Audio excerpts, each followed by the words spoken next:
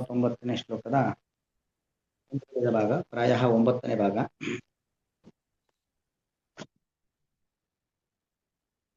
ಅಲ್ಲಿ ನಿನ್ನೆ ಆಗಿದ್ದ ಕೊನೆಯ ವಾಕ್ಯ, ಭಾವಾನುಷ್ಠಾನಂ ವಿನಾ ಅಭಾವ ಪರಿತ್ಯಾಗ ಅಯೋಗೇನ ಭಾಗವತೆ ಭಕ್ತಿ ವಿಶಿಷ್ಟ ಭಗವದ್ಭಕ್ತೇಃ ಏವ ವಿಶಿಷ್ಟ ಪುರುಷಾರ್ಥ ಹೇತುತಾ ಇತಿ ಜ್ಞಾಪನಾಯ ಪ್ರವೃತ್ತತ್ವಾತ್.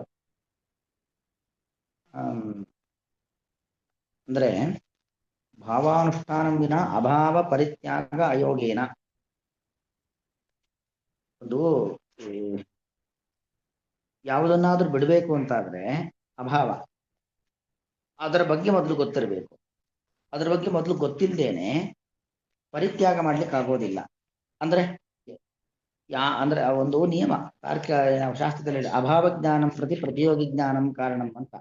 ಈಗ ನನ್ನ ಹತ್ರ ಒಂದು ವಜ್ರದ ಉಂಗುರವಿಲ್ಲ ಅಂತ ಹೇಳ್ಬೇಕಾದ್ರೆ, ವಜ್ರದ ಉಂಗುರ ಅಂದ್ರೆ ನಂಗೆ ಗೊತ್ತಿರ್ಬೇಕಲ್ವಾ. ವಜ್ರದ ಉಂಗುರ ಅಂದ್ರೆ ಏನು ಅಂತ ನನಗೆ ಗೊತ್ತಿದ್ರೆ ಆಗ ವಜ್ರದ ಉಂಗುರವಿಲ್ಲ ಅನ್ನೋದನ್ನ ನಾನು ಹೇಳ್ಬೋದು. ಹಾಗೆ ಭಾವಾನುಷ್ಠಾನಂ ವಿನ ಅಭಾವ ಪರಿತ್ಯಾಗ ಅಯೋಗೇನ, ಭಾವ ಅಂದ್ರೆ ಪಾಸಿಟಿವ್ ಇರುವಂಥದ್ದು, ಅಭಾವ ಅಂದ್ರೆ ನಿಷೇಧ ರೂಪ ಇಲ್ಲದೆ ಇರುವಂಥದ್ದು. ಭಾವಾನುಷ್ಠಾನ ಇಲ್ಲದೇನೆ ಅಭಾವವನ್ನ ಪರಿತ್ಯಾಗ ಮಾಡ್ಲಿಕ್ಕೆ ಆಗೋದಿಲ್ಲ. ಅಂದ್ರೆ ಭಾಗವತೆ ಭಕ್ತಿ ವಿಶಿಷ್ಟ ಭಗವದ್ಭಕ್ತಿರೇವ ವಿಶಿಷ್ಟ ಪುರುಷಾರ್ಥ ಹೇತುತ. ಅಂದ್ರೆ ನೋಡಿ, ಭಾಗವತರು ಅಂದ್ರೆ ಯಾರು? ಭಗವಂತನ ಭಕ್ತರಿಗೆ ಭಾಗವತರು ಅಂತ ಹೆಸರು. ಅದು ಇಲ್ಲದೇನೆ ಅಭಾವ ಪರಿತ್ಯಾಗ ಅಯೋಗೇನ, ಅದೊಂದು ನಿಯಮ. ಭಾವ ಇಲ್ಲದೇನೆ ಅಭಾವವನ್ನ ಬಿಡ್ಲಿಕ್ಕೆ ಬರೋದಿಲ್ಲ. ಯಾಕಂದ್ರೆ ಅಭಾವ ಜ್ಞಾನ ಬೇಕಂದ್ರೆ ಭಾವಜ್ಞಾನ ಬೇಕು ಅಂತ ಸಾರ್ವತ್ರಿಕವಾದ ಒಂದು ನಿಯಮ. ಅದರ ಮೇಲೆ ಹೇಳ್ತಾ ಇರುವಂಥದ್ದು, ನಮಗೆ ವಿಶಿಷ್ಟವಾದ ಅನುಗ್ರಹ ಬೇಕು, ವಿಶಿಷ್ಟವಾದ ಪುರುಷಾರ್ಥ ಪ್ರಾಪ್ತಿ ಆಗಬೇಕು. ಬರೀ ಪುರುಷಾರ್ಥ ಅಲ್ಲ, ಪುರುಷಾರ್ಥ ಅಂದ್ರೆ ಮೋಕ್ಷ ಅಂತ ಅರ್ಥ. ಮುಖ್ಯವಾಗಿ ಬರೀ ಪುರುಷಾರ್ಥ ಪ್ರಾಪ್ತಿ ಅಲ್ಲ, ವಿಶಿಷ್ಟ ಪುರುಷಾರ್ಥ ಪ್ರಾಪ್ತಿ ಆಗಬೇಕು. ಅಂದ್ರೆ ಮೋಕ್ಷದಲ್ಲಿ ನಮ್ಮ ಯೋಗ್ಯತೆಗೆ ಅನುಗುಣವಾಗಿ ಪರಿಪೂರ್ಣ ಸುಖವನ್ನ ಅನುಭವಿಸುವಂತಹ, ಪರಿಪೂರ್ಣವಾದ ನಮ್ಮ ಯೋಗ್ಯತೆಗೆ ಅನುಗುಣವಾದ ಭಗವತ್ ಜ್ಞಾನವನ್ನ ಪಡೆದು ಭಗವಂತನಲ್ಲಿ ಭಕ್ತಿ ಮಾಡುವಂತಹ, ಮೋಕ್ಷ ಸುಖವನ್ನು ಅನುಭವಿಸುವಂತಹ ಒಂದು ವಿಶಿಷ್ಟವಾದ ಪುರುಷಾರ್ಥ ಬೇಕು ಅಂತಾದ್ರೆ ಅದಕ್ಕೆ ವಿಶಿಷ್ಟವಾದ ಭಕ್ತಿ ಬೇಕು. ಆ ವಿಶಿಷ್ಟ ಭಕ್ತಿಗೆ ಕಾರಣವಾದದ್ದು ಯಾವುದು ಅಂದ್ರೆ ಕೇವಲ ಭಗವದ್ಭಕ್ತಿ ಆದ್ರೆ ಸಾಲುವುದಿಲ್ಲ. ಭಾಗವತರಲ್ಲಿ ಭಕ್ತಿ ಇದ್ದು ಭಗವಂತನಲ್ಲಿ ಭಕ್ತಿ ಮಾಡಬೇಕು. ಭಾಗವತರು ಅಂದ್ರೆ ಭಗವಂತನ ಪರಿವಾರವಾದ ದೇವತೆಗಳು ಮತ್ತು ಭಗವಂತನ ಭಕ್ತರಾಗಿರತಕ್ಕಂಥ ಮನುಷ್ಯರೆಲ್ಲರೂ ಕೂಡ, ಗುರುಗಳು ಹಿರಿಯರು ಇವರೆಲ್ಲರೂ ಕೂಡ ಅವರಲ್ಲಿ ಭಕ್ತಿ ಮಾಡಿದರೆ ಮಾತ್ರ ಅದು ಪರಿಪೂರ್ಣವಾದ ಮೋಕ್ಷ ಸುಖವನ್ನು ಪಡಲಿಕ್ಕೆ ಕಾರಣ ಅನ್ನೋದನ್ನ ಒಂದು ಲೋಕ ನಿಯಮವನ್ನು ಇಟ್ಟುಕೊಂಡು, ಅಭಾವ ಜ್ಞಾನಂ ಪ್ರತಿ ಪ್ರತಿಯೋಗಿ ಜ್ಞಾನಂ ಕಾರಣಂ ಅಂದ್ರೆ ನಮಗೆ ವಿಶಿಷ್ಟ ಪುರುಷಾರ್ಥ ಬೇಕು ಅಂದ್ರೆ ವಿಶಿಷ್ಟವಾದ ಭಕ್ತಿ ಬೇಕು ಅನ್ನೋದನ್ನ ಹಾಗೆ ಸಮನ್ವಯ ಮಾಡ್ತಾ ಇದ್ದಾರೆ. ಹೇಗೆ ಅಭಾವ ಜ್ಞಾನ ಬರಬೇಕು ಅಂತಾದ್ರೆ ಪ್ರತಿಯೋಗಿ ಜ್ಞಾನ ಬೇಕು ಅಂತ, ಅಥವಾ ಅಭಾವ ಜ್ಞಾನಕ್ಕೆ ಭಾವಜ್ಞಾನ ಬೇಕು ಅಂತ. ಇದು ಇಲ್ಲ ಅಂತ ಹೇಳ್ಬೇಕಾದ್ರೆ ಅದರ ಬಗ್ಗೆ ಒಂದು ಜ್ಞಾನ ಇರಬೇಕು. ಹಾಗೆ ಇಲ್ಲೂ ಕೂಡ ವಿಶಿಷ್ಟ ಭಕ್ತಿ, ವಿಶಿಷ್ಟ ಪುರುಷಾರ್ಥ ಬೇಕು ಅಂತಾದ್ರೆ ವಿಶಿಷ್ಟವಾದ ಭಕ್ತಿ ಬೇಕು. ಆ ವಿಶಿಷ್ಟ ಭಕ್ತಿಗೆ ಪೂರಕವಾದದ್ದು, ವಿಶಿಷ್ಟ ಭಕ್ತಿ ಹುಟ್ಲಿಕ್ಕೆ ಸಹಕಾರಿಯಾದದ್ದು ಯಾವುದು ಅಂದ್ರೆ ಭಾಗವತರ ಭಕ್ತಿ. ಭಾಗವತರು ಅಂದ್ರೆ ಭಗವಂತನ ಪರಿವಾರವಾದ ದೇವತೆಗಳು ಮತ್ತು ಭಗವಂತನ ಭಕ್ತರಾಗಿರುವಂತಹ ಗುರು ಹಿರಿಯರು ಅಂತ. ಅದನ್ನ ಅಲ್ಲಿ ಹೇಳಿದ್ದು. ಅದು ಸಂಬಂಧಪಟ್ಟ ವಿಚಾರವನ್ನೇ ಮತ್ತೆ ಮುಂದುವರಿಸ್ತಾರೆ ಇವತ್ತಿನ ಭಾಗದಲ್ಲೂ ಕೂಡ. ನನ್ನನು ಅಸ್ತು ಅಮಾತ್ಯೇ ಭಕ್ತಿಮತಿ ರಾಜಭಕ್ತೇ ಪುರುಷೇ ನಾರದೇ ಭಕ್ತಿಮತೆ ನೃಸಿಂಹ ಭಕ್ತಿ ಪ್ರಹ್ಲಾದೇ ಚ ಮಹಾಫಲಸ್ಯ ದರ್ಶನಾತ್. ಕೇವಲ ರಾಜಭಕ್ತೇ ಪುರುಷೇ ಇಂದ್ರಾದಿ ಭಕ್ತಿರಹಿತೇಷು ದೈತ್ಯೇಂದ್ರಾದಿಷು ಚ ಬ್ರಹ್ಮಾದಿ ಭಕ್ತಿಯ ಅಲ್ಪಫಲಸ್ಯವ ದರ್ಶನಾತ್ ವಿಶಿಷ್ಟ ಭಕ್ತೇರೇವ ವಿಶಿಷ್ಟ ಫಲತ್ವಮಿತಿ. ಸರಿ, ಹಾಗಾದ್ರೆ ಒಂದು ಒಪ್ಪೋಣ. ಏನು ವಿಶಿಷ್ಟವಾದ ಪುರುಷಾರ್ಥ ಬೇಕು ಅಂತಾದ್ರೆ ನಮಗೇನು ಬೇಕು? ವಿಶಿಷ್ಟವಾದ ಭಕ್ತಿಯನ್ನ ಮಾಡಬೇಕು. ಅದಕ್ಕೊಂದಷ್ಟು ದೃಷ್ಟಾಂತವೂ ನಮಗೆ ಸಿಗತ್ತೆ. ಉದಾಹರಣೆಗೆ ಒಬ್ಬ ರಾಜ, ನಾವು ಕೇವಲ ರಾಜನ ಭಕ್ತಿಯನ್ನ ಮಾಡಿದ್ರೆ ನಮಗೆ ಅಷ್ಟು ಫಲ ಸಿಗೋದಿಲ್ಲ. ಆದರೆ ರಾಜನ ಪರಿವಾರ ಅಂತಿದ್ದಾರಲ್ಲ, ರಾಜನಿಗೆ ಒಳ್ಳೇದ್ಯಾವುದು ಕೆಟ್ಟದ್ಯಾವುದು, ಯಾರೆಂಥವ್ರು ಅಂತೆಲ್ಲ ವಿಷಯಗಳನ್ನು ತಿಳಿಸಿಕೊಡತಕ್ಕಂಥ ಪರಿವಾರ ಅಮಾತ್ಯ. ಅಮಾತ್ಯ ಅಂದ್ರೆ ಮಂತ್ರಿಮಂಡಲ ಅಂತ ಇರತ್ತೆ. ರಾಜ ಹೆಚ್ಚು ನಂಬೋದೇ ಆ ಮಂತ್ರಿಮಂಡಲವನ್ನ ಅಲ್ವಾ. ಹಾಗಾಗಿ ಅಮಾತ್ಯೇ ಭಕ್ತಿಮತಿ, ಅಮಾತ್ಯ ಅಂದ್ರೆ ಮಂತ್ರಿ ಅಥವಾ ಮಂತ್ರಿಮಂಡಲ, ಅವರಲ್ಲಿ ಭಕ್ತಿಯೂ ಇದೆ. ಅಂದ್ರೆ ಅವರಲ್ಲೂ ಒಳ್ಳೆ ವಿಶ್ವಾಸಕ್ಕೆ ಪಾತ್ರನಾಗಿದ್ದಾನೆ ಮತ್ತು ರಾಜನಿಗೂ ವಿಶ್ವಾಸಕ್ಕೆ ಪಾತ್ರನಾಗಿದ್ದಾನೆ. ಅಂತಹ ರಾಜಭಕ್ತನಾಗಿರತಕ್ಕಂಥ ವ್ಯಕ್ತಿ ಅಥವಾ ಇನ್ನೊಂದು ಪ್ರಸಿದ್ಧವಾದ ದೃಷ್ಟಾಂತ, ಆ ನೋಡಿ, ಪ್ರಹ್ಲಾದ ಬರೀ ಭಗವಂತನ ಭಕ್ತ ಅಲ್ಲ, ಭಗವಂತನ ಭಕ್ತರಾಗಿರುವಂತ ನಾರದರ ಮೇಲೂ ದೊಡ್ಡ ಭಕ್ತಿ ಇತ್ತು ಪ್ರಹ್ಲಾದನಿಗೆ. ಗುರುಸ್ಥಾನದಲ್ಲಿ ನಾರದರನ್ನ ನೋಡಿದ್ದಾನೆ ಪ್ರಹ್ಲಾದ ಅಲ್ವಾ. ನಾರದೇ ಭಕ್ತಿ ಮತೆ ನರಸಿಂಹ ಭಕ್ತೇ ಪ್ರಹ್ಲಾದೇಶ. ನರಸಿಂಹನ ಭಕ್ತ, ಬರೀ ನರಸಿಂಹನ ಭಕ್ತಿ ಮಾಡಿದ್ದಲ್ಲ ಪ್ರಹ್ಲಾದ, ತನಗೆ ನರಸಿಂಹನ ಬಗ್ಗೆ ಉಪದೇಶ ಮಾಡಿರ್ತಕ್ಕಂಥ ನಾರದರಲ್ಲೂ ಅತ್ಯಂತ ಗೌರವನ ಭಕ್ತಿಯನ್ನು ಮಾಡಿರ್ತಕ್ಕಂಥವನು ಪ್ರಹ್ಲಾದ. ಅವರಿಗೆ ಎಂತಾಯ್ತು, ಮಹಾಫಲ ದರ್ಶನವಾಯಿತು. ಪ್ರಹ್ಲಾದನನ್ನ ತಂದೆ ಯಾವ ರೀತಿಯಲ್ಲೆಲ್ಲ ಕೊಲ್ಲುವ ಪ್ರಯತ್ನ ಮಾಡಿದ್ರು ಕೂಡ ಕೊಲ್ಲಿಕ್ಕಾಗಲೇ ಇಲ್ಲ ಅಲ್ವಾ. ಮತ್ತು ಸಾಕ್ಷಾತ್ತಾಗಿ ದೇವರೇ ಬಂದು ಹಿರಣ್ಯಕಶಿಪುವನ್ನು ಸಂಹಾರ ಮಾಡಿ ಪ್ರಹ್ಲಾದನನ್ನ ಉದ್ಧಾರವನ್ನ ಮಾಡಿರ್ತಕ್ಕಂಥದ್ದು. ಹಾಗಾಗಿ ವಿಶಿಷ್ಟ ಫಲದರ್ಶನ ಎಂಬುದಾಗಿದೆ. ಹೀಗೆ ಅದೇ ನಾವು ಕೇವಲ ರಾಜಭಕ್ತಿಯ ಪುರುಷೆ ಎರಡಕ್ಕೂ ಎರಡು ಉದಾಹರಣೆ ಕೊಡ್ತಾರೆ. ಯಾರೊಬ್ನಿಗೆ ಬರೀ ಮಂತ್ರಿಗಳ ಜೊತೆ ಒಂದು ಒಳ್ಳೆ ಒಡನಾಟ ಇಲ್ಲವೇ ಇಲ್ಲ, ಅವರನ್ನ ಗೌರವ ಕಂಡಿಲ್ಲ, ಅವರ ಜೊತೆ ಪ್ರೀತಿ ಪಾತ್ರನಾಗಿಲ್ಲ, ಅವರ ಪ್ರೀತಿಗೆ ಪಾತ್ರನಾಗಿಲ್ಲ.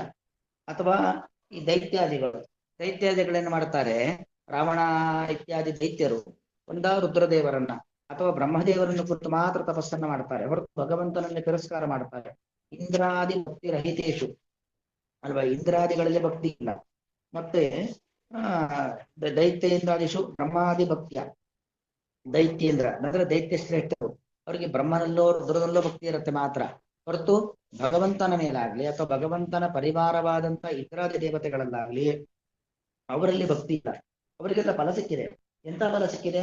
ಅಲ್ಪ ಫಲ ಎಂಬುದು ಸಿಕ್ಕಿರುವಂಥದ್ದು. ಅಲ್ಪ ಫಲಸ್ಯೇವ ದರ್ಶನಾತು ವಿಶಿಷ್ಟ ಭಕ್ತಿಯರೇವ ವಿಶಿಷ್ಟ ಫಲದತ್ವ. ಹಾಗಾಗಿ ವಿಶಿಷ್ಟ ಭಕ್ತಿಯೇ ವಿಶಿಷ್ಟ ಫಲವನ್ನು ಕೊಡೋದು. ಫಲದತ್ವ, ಫಲದ ಅಂದ್ರೆ ಫಲಂ ದದಾತೀತಿ ಪದ, ಫಲವನ್ನು ಕೊಡುವಂಥದ್ದು. ಫಲದಸ್ಯ ಭಾವ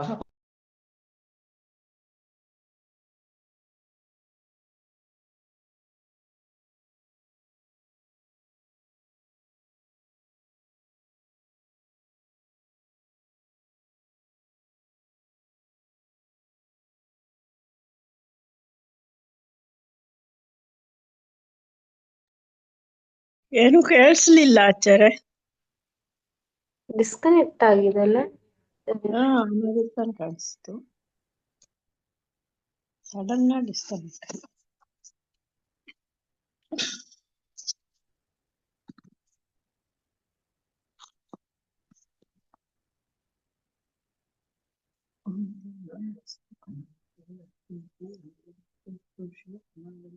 ಸ್ವಲ್ಪ ಯಾಕೋ ಕಟ್ಟಾಯ್ತು. ಹೀಗೆ ವಿಶಿಷ್ಟ ಭಕ್ತಿ ಎಂಬುದು ವಿಶಿಷ್ಟ ಫಲವನ್ನ ಕೊಡುವಂಥದ್ದು. ವಿಶಿಷ್ಟ ಭಕ್ತಿಯರೇವ ವಿಶಿಷ್ಟ ಫಲದತ್ವಂ ಇತಿ, ಇದನ್ನು ಒಪ್ಪೋಣ. ಹಾಗಾಗಿ ವಿಶಿಷ್ಟ ಭಕ್ತಿ ವಿಶಿಷ್ಟ ಫಲ ಕೊಡೋದು ಅಂತ ನಮಗೆ ಲೌಕಿಕ ದೃಷ್ಟಾಂತ, ರಾಜ ಮತ್ತು ಸಾಮಾನ್ಯ ವ್ಯಕ್ತಿ ಅವರಿಬ್ಬರ ನಡುವಿನ ಒಡನಾಟ ಇತ್ಯಾದಿಗಳನ್ನು ಇಟ್ಟುಕೊಂಡು ನಾವು ಗುರುತಿಸಬಹುದು. ಅಥವಾ ಪುರಾಣ ಪ್ರಸಿದ್ಧವಾಗಿರತಕ್ಕಂತಹ ನರಸಿಂಹದೇವರು ಮತ್ತು ಪ್ರಹ್ಲಾದ ಇವರ ಪ್ರಕರಣದಿಂದಲೂ ನಾವು ಗುರುತಿಸಿಕೊಳ್ಳಬಹುದು.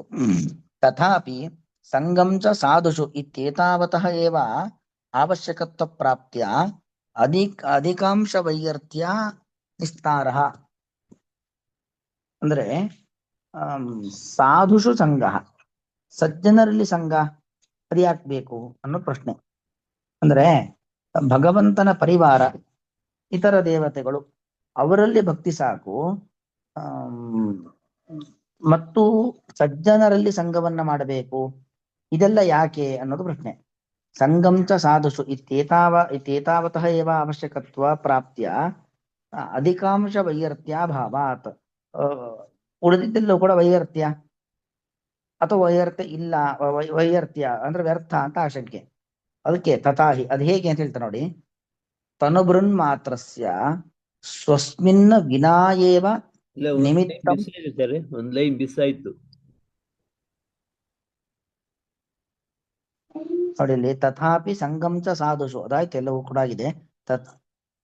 ತಥಾಪಿ ಸಂಗಂ ಚ ಸಾಧುಷು ಇತ್ಯೇತಾವತ ಏವ ಅವಶ್ಯಕತ್ವ ಪ್ರಾಪ್ತ್ಯ ಅಧಿಕಾಂಶ ವೈಯರ್ಥ್ಯ ಅನಿಸ್ತಾರಃ. ಅಧಿಕಾಂಶ ವ್ಯರ್ಥ ಅನ್ನೋದು ಅದಿದ್ದೇ ಇದೆ. ಅಧಿಕಾಂಶ ವೈಯರ್ಥ್ಯ ಅನಿಸ್ತಾರಃ. ನಿಸ್ತಾರ ಅಂದ್ರೆ ಸಮಸ್ಯೆ ಪರಿಹಾರ ಆಯ್ತು, ಅನಿತ್ಯ ಸಮಸ್ಯೆ ಪರಿಹಾರ ಇಲ್ವೇ ಇಲ್ಲ. ಸಂಗಂ ಚ ಸಾಧುಷು ಅನ್ನೋದು ಅದೆಲ್ಲವೂ ಕೂಡ ವ್ಯರ್ಥ ಅಲ್ವಾ ಅಂತ.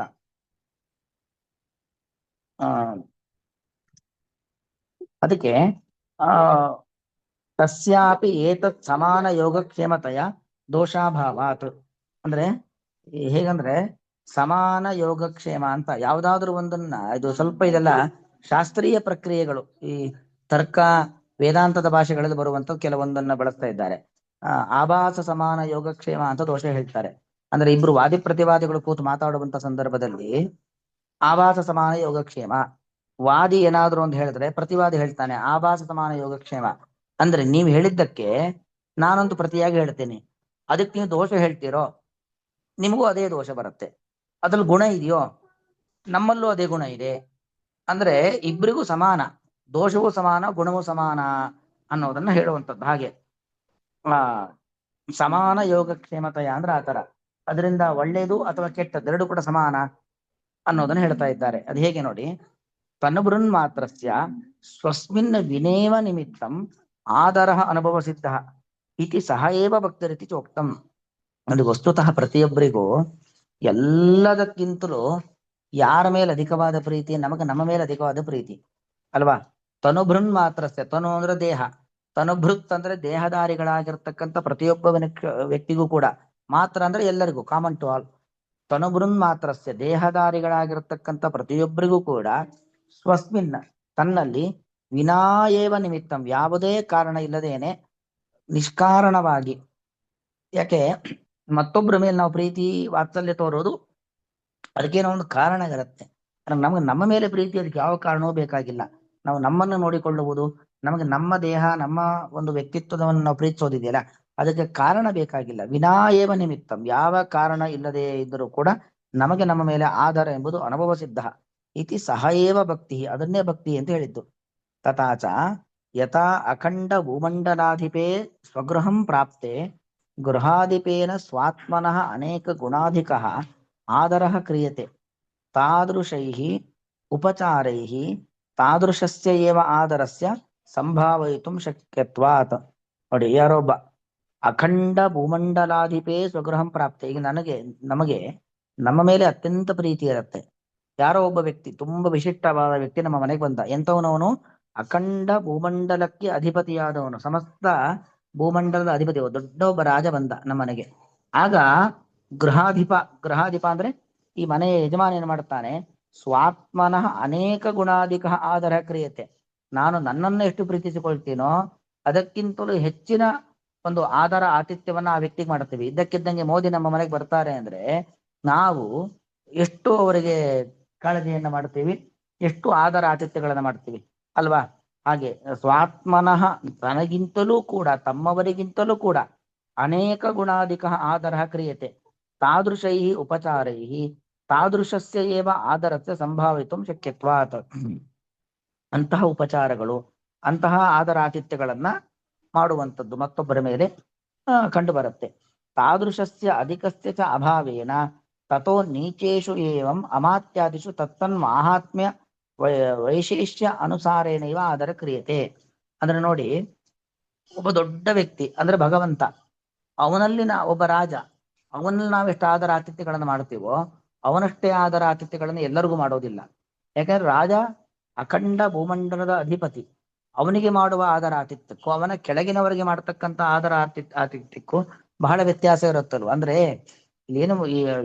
ಏನು ಹೋಗ್ತಾ ಇದೆ ಅಂದ್ರೆ, ಈ ಭಗವಂತನ ಭಕ್ತರಲ್ಲಿ ಭಕ್ತಿ ಮಾಡಬೇಕು, ಆದ್ರೆ ಅಲ್ಲಿ ಆ ತಾರತಮ್ಯಕ್ಕೆ ಅನುಗುಣವಾಗಿ. ಯಾಕೆ ಅಂದ್ರೆ ನೋಡಿ, ಇಂದ್ರ, ಅಗ್ನಿ, ಗಣಪತಿ ಅಥವಾ ನಮ್ಮ ಗುರುಗಳು, ನಮ್ಮ ಹಿರಿಯರು ಎಲ್ಲರನ್ನು ಒಂದೇ ರೀತಿ ಕಾಣುವುದಿಲ್ಲ. ಒಬ್ಬೊಬ್ಬರನ್ನ ಒಂದೊಂದು ದರದಲ್ಲಿ ಕಾಣ್ತೇವೆ, ಅವರವರ ಯೋಗ್ಯತೆಗೆ ಅನುಗುಣವಾಗಿ ಅವರವರನ್ನ ಕಾಣ್ತೇವೆ. ಈ ವ್ಯವಸ್ಥೆ ಯಾಕೆ ಅನ್ನೋದು ಈ ಪ್ರಶ್ನೆಯ ಅಭಿಪ್ರಾಯ. ಒಟ್ಟು ತಾದೃಶಸ್ಯ ಅಧಿಕಸ್ಯ ಚ ಅಭಾವೇನ ನೀಚೇಷು ಏವಂ ಅಮಾತ್ಯಾದಿಷು ತತ್ತನ್ ಮಾಹಾತ್ಮ್ಯ ವೈಶೇಷ್ಯ ಅನುಸಾರೇಣ ಇವ ಆಧಾರ ಕ್ರಿಯತೆ. ಅವರವರ ಮಹತ್ವಕ್ಕನುಗುಣವಾಗಿ, ಅವರವರ ಯೋಗ್ಯತೆಗನುಗುಣವಾಗಿ, ದೇವತೆಗಳಲ್ಲೂ ಅಷ್ಟೇ ತಾರತಮ್ಯಕ್ಕನುಗುಣವಾಗಿ ಅಲ್ವಾ. ನಾವು ಕ್ರಮವಾಗಿ ಮೊದಲು ಲಕ್ಷ್ಮೀನಾರಾಯಣ ದೇವರಿಗೆ ನೈವೇದ್ಯ ಮಾಡೋದು, ಆಮೇಲೆ ಪ್ರಾಣದೇವರಿಗಾದ್ಮೇಲೆ ಗರುಡಶೇಷ ರುದ್ರ ದೇವರಿಗೆ, ಹಾಗೆ ಕೆಳಗೆ ಕೆಳಗೆ ಕೆಳಗೆ ಕೆಳಗೆ ಬರ್ತೀವೋ ಇಲ್ವೋ ನಾವು.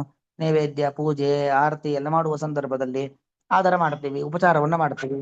ಅನ್ಯತಾ ಮಹಾಫಲ ಹೇತುತ್ವ ಭಾವ ಪತ್ತೇಹೇ, ಹೀಗೆ ತಾರತಮ್ಯಕ್ಕೆ ಅನುಗುಣವಾಗಿಯೇ ನಾವು ಗೌರವ ಸಮರ್ಪಣೆಯನ್ನ ಮಾಡಬೇಕು. ಇಲ್ಲದೆ ಹೋದ್ರೆ ಮಹಾಫಲ ಸಿಗೋದಿಲ್ಲ. ನೋಡಿ, ರಾಜನಿಗಿಂತ ಅಮಾತ್ಯನಿಗೆ ನಾವು, ಅಮಾತ್ಯ ಅಂದ್ರೆ ಮಂತ್ರಿಗೆ ನಾವು ಜಾಸ್ತಿ ರಾಜನ ಮುಂದೆ ಆದರ ಆತಿಥ್ಯವನ್ನು ತೋರಿಸಿದ್ರೆ ರಾಜನ ಪ್ರೀತಿಗೆ ನಾವು ಪಾತ್ರರಾಗ್ತೀವ. ಯಾಕೆ ಅವನು ರಾಜ. ರಾಜ ಅಂದ್ಮೇಲೆ ಯೋಗ್ಯತೆಯಲ್ಲಿ ಅಧಿಕ ಅಂತಾನೆ ಅರ್ಥ. ರಾಜನನ್ನ ಪಕ್ಕ ಕೂರಿಸಿ ಮಂತ್ರಿಗೆ ನಾವು ಹೆಚ್ಚು ಆದರ ಆತಿಥ್ಯ ಮಾಡಿದ್ರೆ ರಾಜನ ಪ್ರೀತಿಗೆ ಪಾತ್ರರಾಗುವುದಿಲ್ಲ. ಹಾಗಾಗಿ ಸಜ್ಜನ ಸಂಘವೂ ಬೇಕು. ಆ ಸಜ್ಜನ ಸಂಘದಲ್ಲಿ ತಾರತಮ್ಯವೂ ಬೇಕು. ಭಾಗವತರು ಅಂತ ಯಾರಿದ್ದಾರೋ, ಭಗವತ್ ಭಕ್ತರು ಅಂತ ಯಾರಿದ್ದಾರೋ ಅವರಲ್ಲಿ ಭಕ್ತಿ ಮಾಡಬೇಕು. ಆ ಭಕ್ತಿಯಲ್ಲಿ ತಾರತಮ್ಯವೂ ಬೇಕು ಅನ್ನೋದು ಅಭಿಪ್ರಾಯ. ತಥೈವ ಭಗವತಿ ಸ್ವಾತ್ಮ ಆತ್ಮೀಯ ಸಮಸ್ತ ವಸ್ತುಭ್ಯ ಅನೇಕ ಗುಣಾಧಿಕ ಆದರ. ಎರಡು ತರ ಕ್ರಮ. ಭಗವತಿ ಅಂದ್ರೆ ಭಗವಂತನಲ್ಲಾಗ್ಬೇಕಾದ್ರೆ ನಾವು ನಮ್ಮನ್ನ ಬಹಳ ಪ್ರೀತಿಸ್ತೇವೆ ಮತ್ತು ನಮ್ಮವರನ್ನ ಅತ್ಯಂತ ಪ್ರೀತಿಸ್ತೇವೆ ಮತ್ತು ನಮಗೆ ಸಂಬಂಧಪಟ್ಟಂತ ಅಥವಾ ನಮಗೆ ಇಷ್ಟವಾದಂತ ವಸ್ತುಗಳನ್ನು ತುಂಬಾ ಇಷ್ಟಪಡ್ತೇವೆ, ಪ್ರೀತಿಸ್ತೇವೆ. ಅದಕ್ಕಿಂತಲೂ ಅನಂತಪಟ್ಟು ಭಗವಂತನಲ್ಲಿ ಭಕ್ತಿ ಬೇಕು. ಭಗವತಿ ಸ್ವಾತ್ಮ ಅಂದ್ರೆ ತಾನು, ಆತ್ಮೀಯ ನನಗೆ ಅತ್ಯಂತ ಹತ್ತಿರವಾದವರು ಮತ್ತು ಆತ್ಮೀಯವಾದ ಸಮಸ್ತ ವಸ್ತುಗಳು ಅದೆಲ್ಲದಕ್ಕಿಂತಲೂ ಸ್ವಾತ್ಮ ಆತ್ಮೀಯ ಸಮಸ್ತ ವಸ್ತುಭ್ಯ ಅನೇಕ ಗುಣಾಧಿಕ. ಅನೇಕ ಗುಣಾಧಿಕ ಅಂದ್ರೆ ಅನೇಕ ಪಟ್ಟು ಅಂತ ಅರ್ಥ. ಅನೇಕ ಪಟ್ಟು ಹೆಚ್ಚಾದಂತ ಆದರವನ್ನ ದೇವರಲ್ಲಿ ಮಾಡಬೇಕು. ತದ್ಭಕ್ತೇಶು ಭಗವಂತನ ಭಕ್ತರಲ್ಲಾಗ್ಬೇಕಾದ್ರೆ ಭಗವತ್ ಪ್ರೀತಿ ವಿಶೇಷ ತಾರತಮ್ಯೇನ ಚ. ಭಗವಂತನಿಗೆ ಯಾವ ರೀತಿ ನಾವು ಇವ ಭಕ್ತರಲ್ಲಿ ನಾವು ಅನುಷ್ಠಾನವನ್ನ ಭಕ್ತಿಯನ್ನ ಮಾಡೋದ್ರಿಂದ ದೇವರಿಗೆ ಪ್ರೀತಿ ಆಗುತ್ತೆ. ಹಾಗೆ ಅಂದ್ರೆ ಅವರವರ ಯೋಗ್ಯತೆಗೆ ಅನುಗುಣವಾಗಿ ಅವರವರ ಸ್ಥಾನ ಮಾನ ಕಕ್ಷೆಗೆ ಅನುಗುಣವಾಗಿ ಭಕ್ತಿಯನ್ನ ಮಾಡಬೇಕು. ಸ್ವಾತ್ಮನಃ ಅನೇಕ ಗುಣಾಧಿಕೇಶು ಸ್ವಾತ್ಮನ ಅಧಿಕ ಸಮೇಶು ಚ ಸ್ವಾತ್ಮನ ಸಮಃ ನೀಚೇಶು ಸ್ವಾತ್ಮನ ನೀಚ ಆದರ ಕರ್ತವ್ಯ. ಯಾರು ನನಗಿಂತಲೂ ಯೋಗ್ಯತೆಯಲ್ಲಿ ಅತ್ಯಂತ ದೊಡ್ಡವರು ಅವ್ರಿಗೆ ನಾವು ತುಂಬಾ ಹೆಚ್ಚು ಆದರವನ್ನು ತೋರಿಸ್ಬೇಕು. ಯಾರು ನನ್ನಷ್ಟೇ ಯೋಗ್ಯತೆ ಇದ್ದವರು ಅವರಿಗೆ ಸಮಾನವಾದ ನಾನು ನನ್ನನ್ನು ಯಾವ ತರ ಕಾಣ್ತೀನೋ ಅದೇ ರೀತಿ ಅವರನ್ನ ಕಾಣುವಂಥದ್ದು. ನನಗಿಂತಲೂ ಯೋಗ್ಯತೆಯಲ್ಲಿ ಯಾರು ಕಡಿಮೆನೋ ಅವರಿಗೆ ಸ್ವಲ್ಪ ಕಡಿಮೆ ಆದರ ಆತಿಥ್ಯವನ್ನು ಮಾಡಬೇಕು. ಹಾಗೆ ದೇವರಲ್ಲಿ ಎಲ್ಲದಕ್ಕಿಂತಲೂ ಅಧಿಕಪಟ್ಟು ಭಕ್ತಿಯನ್ನು ಮಾಡುವಂಥದ್ದು. ಉಳಿದವರಲ್ಲಿ ಅವರವರ ಯೋಗ್ಯತೆಗೆ ಅನುಗುಣವಾಗಿ, ಮನುಷ್ಯರಿಗೆ ಸಂಬಂಧಪಟ್ಟ ಹಾಗೆ ಅವರವರ ಯೋಗ್ಯತೆಗೆ ಅನುಗುಣವಾಗಿ ಎಲ್ಲರಲ್ಲೂ ಆದರ ಆತಿಥ್ಯ ಬೇಕು. ಆದರ ಆತಿಥ್ಯಗಳಲ್ಲಿ ಏನ್ ಬೇಕು? ತಾರತಮ್ಯ ಎಂಬುದು ಬೇಕು. ಯೋಗ್ಯತೆಗೆ ಅನುಗುಣವಾಗಿ ನಾವು ಅವರನ್ನ ಕಾಣಬೇಕು, ಗೌರವಿಸಬೇಕು. ಅನ್ಯತಾ ಪೂರ್ವೋಕ್ತ ದೋಷಾಪತ್ತಿ ಇಲ್ಲದೆ ಹೋದ್ರೆ ಏನಾಗತ್ತೆ? ನಾವು ವಿಶಿಷ್ಟವಾದ ಮುಕ್ತಿಯನ್ನ ಪಡಿಲಿಕ್ಕೆ ಆಗೋದಿಲ್ಲ. ಯಾಕಂದ್ರೆ ಅವರವರ ಯೋಗ್ಯತೆಗೆ ಅನುಗುಣವಾಗಿ ನಾವು ಆದರ ಆತಿಥ್ಯಗಳನ್ನ ಮಾಡಿದ್ರೆ ಮಾತ್ರ ವಿಶಿಷ್ಟವಾದ ಮುಕ್ತಿಯನ್ನು ಪಡಲಿಕ್ಕೆ ಸಾಧ್ಯ, ದೇವರ ಅನುಗ್ರಹ ಪಡಲಿಕ್ಕೆ ಸಾಧ್ಯ. ತತಃ ವಿಶಿಷ್ಟ ಫಲಾರ್ಥಿನ ವಿಶಿಷ್ಟಾ ಭಕ್ತಿ ಕರ್ತವ್ಯ. ಯಾರಿಗೆ ವಿಶಿಷ್ಟ ಫಲ ಬೇಕೋ ಅಂದ್ರೆ ಉತ್ತಮವಾದ ಮೋಕ್ಷ ಸುಖ ಬೇಕೋ, ಉತ್ತಮವಾದ ಮೋಕ್ಷದಲ್ಲಿ ಸ್ಥಾನಮಾನಗಳು ಬೇಕೋ ಅವರು ವಿಶಿಷ್ಟವಾದ ಭಕ್ತಿಯನ್ನೇ ಮಾಡಬೇಕು. ವಿಶಿಷ್ಟವಾದ ಭಕ್ತಿ ಅಂದ್ರೆ ಭಗವಂತನಲ್ಲಿ ಭಕ್ತಿ, ಭಗವಂತನ ಪರಿವಾರದಲ್ಲಿ ಭಕ್ತಿ. ಆ ಭಕ್ತಿಯಲ್ಲಿ ತಾರತಮ್ಯವು ಕೂಡ ಬೇಕು ಅಂತ ಅಭಿಪ್ರಾಯ. ತತಃ ಸಂಗಂತ ಸಾಧುಷು ಇತ್ಯುಕ್ತ ಏವ ಆದರಃ ಸ್ವ ಉತ್ತಮೇಶು ಪ್ರಶ್ರಯ ಇತಿ ಸಮೇಶು ಮೈತ್ರಿ ಸ್ವ ಅಧಮೇಶು ದಯಾ ಇತಿ ಗೀಯತೆ. ಹೀಗೆ ಸಜ್ಜನ ಸಂಘ ಬೇಕು ಅಂದ್ರೇನು? ಸಾಧುಷು ಸಂಗಮ್ ಅಂತ ಹೇಳಿದ್ದು. ಅದು ಒಟ್ಟು ಅಭಿಪ್ರಾಯ ಏನು ಅಂದ್ರೆ ಸ್ವ ಉತ್ತಮೇಶು ಪ್ರಶ್ರಯ, ನಮಗಿಂತ ಉತ್ತಮರಲ್ಲಿ ತುಂಬಾ ವಿನಯಪೂರ್ವಕವಾಗಿರ್ತಕ್ಕಂಥ ಆದರಾತಿಥ್ಯಗಳನ್ನು ಮಾಡುವಂಥದ್ದು. ನಮಗೆ ಸಮಾನರಾದವರಲ್ಲಿ ಸ್ನೇಹ ಭಾವದಿಂದ ಆದರಾತಿಥ್ಯಗಳನ್ನು ಮಾಡುವುದು. ನಮಗಿಂತ ಕೆಳಗಿನವರಲ್ಲಿ ದಯಾಭಾವನೆಯಿಂದಾಗಿ ಅವರಿಗೆ ಗೌರವ ಸಮರ್ಪಣೆಯನ್ನು ಮಾಡಬೇಕು ಅನ್ನೋದು ಅಭಿಪ್ರಾಯ. ಏವಂಚ ಯಥೋಚಿತಂ ತಥಾ ಕರಣೆ ಏವ ವಿಶಿಷ್ಟ ಫಲ ಪ್ರಾಪ್ತಿ. ಯಥೋಚಿತಂ ಅವರವರ ಯೋಗ್ಯತೆಗೆ, ಅವರವರ ಕಕ್ಷೆಗೆ, ಅವರವರ ತಾರತಮ್ಯಕ್ಕನುಗುಣವಾಗಿ ನಾವು ಅವರನ್ನ ಕಂಡ್ರೆ ಮಾತ್ರ ವಿಶಿಷ್ಟವಾದ ಫಲಪ್ರಾಪ್ತಿ. ಅನ್ಯತಾ ಅಲ್ಪ ಫಲ ಅವಾಪ್ತಿ. ಇಲ್ಲದೆ ಹೋದ್ರೆ ಅಲ್ಪ ಫಲಪ್ರಾಪ್ತಿ, ಸ್ವಲ್ಪವೇ ಫಲಪ್ರಾಪ್ತಿ ಆಗತ್ತೆ. ದಯಾ ತದೇವ ಅದನ್ನೇ ಹೇಳಿದ್ದು. ದಯಾಂ ಮೈತ್ರೀಂ ಪ್ರಶ್ರಯಂಚ ಭೂತೇಶು ಅದ್ಧ ಯಥೋಚಿತಂ. ದಯಾ ತೋರೋದು ನಮಗಿಂತ ನೀಚ ಕೆಳಗಿನವರಲ್ಲಿ, ನಮಗೆ ಸಮಾನರಾದವರಲ್ಲಿ ಮೈತ್ರಿ ಸ್ನೇಹ ಭಾವನ, ನಮಗಿಂತಲೂ ಉತ್ತಮರಾದವರಲ್ಲಿ ಪ್ರಶ್ರಯ ಗೌರವವನ್ನು ಕಾಣುವಂಥದ್ದು. ಹೀಗೆ ಭೂತೇಶು ಅದ್ಧ ಯಥೋಚಿತಂ. ಬರೀ ಸಾಧುಷು ಸಂಘ ಇದ್ರೆ ಸಾಲೋದಿಲ್ಲ, ಸಾಧು ಸಂಘದಲ್ಲಿ ಈ ಮೂರು ಭಾವನೆ ಬೇಕು. ದಯಾ ಬೇಕು, ಮೈತ್ರಿ ಬೇಕು ಮತ್ತು ಪ್ರಶ್ರಯ ವಿನಯ ಗೌರವವನ್ನ ಕಾಣುವಿಕೆ ಎಂಬುದು ಬೇಕು ಅನ್ನೋದನ್ನ ಅಲ್ಲಿ 30 ಭಾಗವತ ಧರ್ಮಗಳನ್ನ ನಿರೂಪಣೆ ಮಾಡತಕ್ಕಂಥ ಸಂದರ್ಭದಲ್ಲಿ ಬಂದಿರತಕ್ಕಂಥ ವಿಚಾರ. ಶ್ರೀಕೃಷ್ಣಾರ್ಪಣಮಸ್ತು.